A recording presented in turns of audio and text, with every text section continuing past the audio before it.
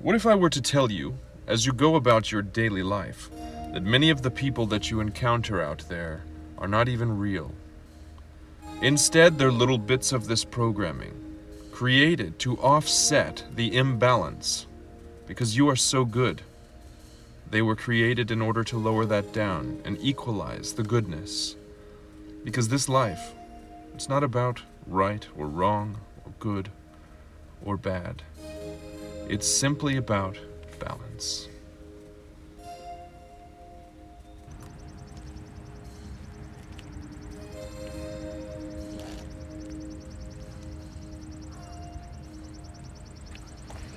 What even is real, in your opinion?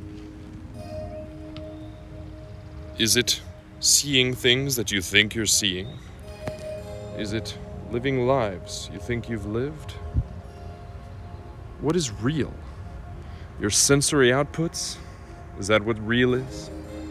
Because those realizations have come to you simply based on a cause and effect life. You cause something, you see the effect, you determine this is how it must be. But what if it is not always like that? What if what you see and what you believe are two completely different things, so ridiculously outlandish that they create this reality? Your views, your experience. But what if there is a fundamental truth to it? What if there is a reality and it's not ours? What then would we do? How would we live our lives if there was a truth we may or may not have access to? What do we do? How then can we trust that what we are seeing is accurate? How can we ever trust that what we are looking at is in fact reality? What if every single thing you've ever seen, done, tasted, smelled, loved, kissed, tasted, touched, what if it was all created by you? What if nothing had a taste? What if nothing had a smell? What if nothing had a texture?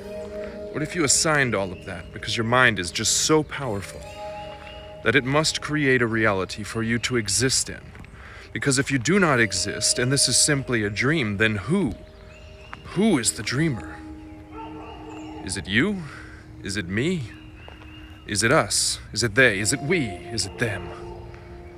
Who's the thinker behind the thought? Who's the real behind the reality? And what makes this, where I am, real in any kind of a way? I'm not entirely sure that I believe in reality myself, because everything isn't what it seems, is it?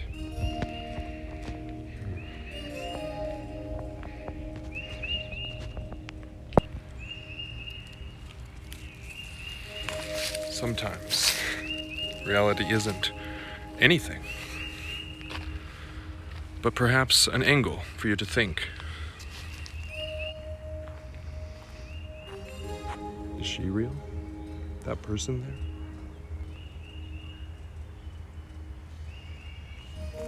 there? Interesting. Have you noticed that certain things seem impossible, and yet they happen anyway? For instance, for 6 years you've been saving up to go on a trip to the Bahamas. The Bahamas is 4,000 miles separated by ocean from your house.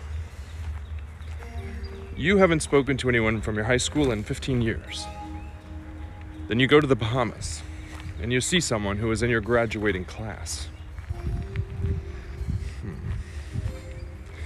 Okay, coincidentally, this could happen once, twice.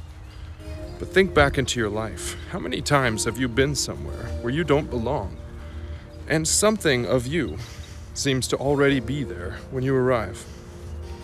Why? What is this? Why is this happening? What's the purpose? What's the point? How can randomness seem so unrandom? It's because it's a code. There's a system with rules. Those rules can be broken, and those breaks can be patched. But it still has rules. I don't want to walk on the new grass they're planting.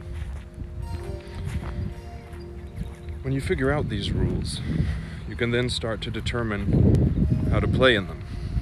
For you can't play in a game if you don't know the rules, and once you figure them out, you can become the star player, or the team captain, if you will.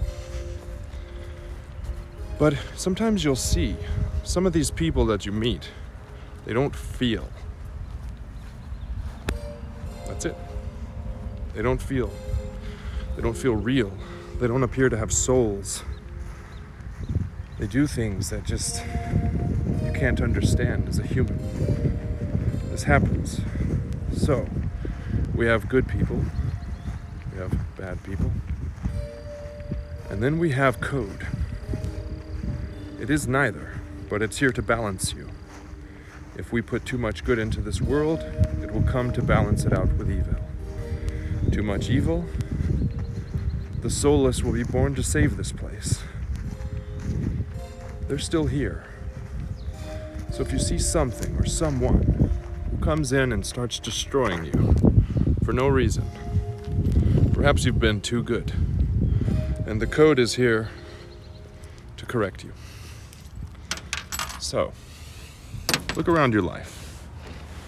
Start figuring out what's real, what's fake, who's real, who's fake.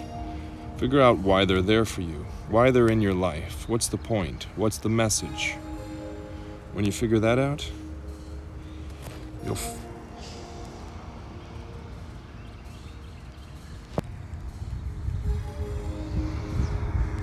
you'll be free.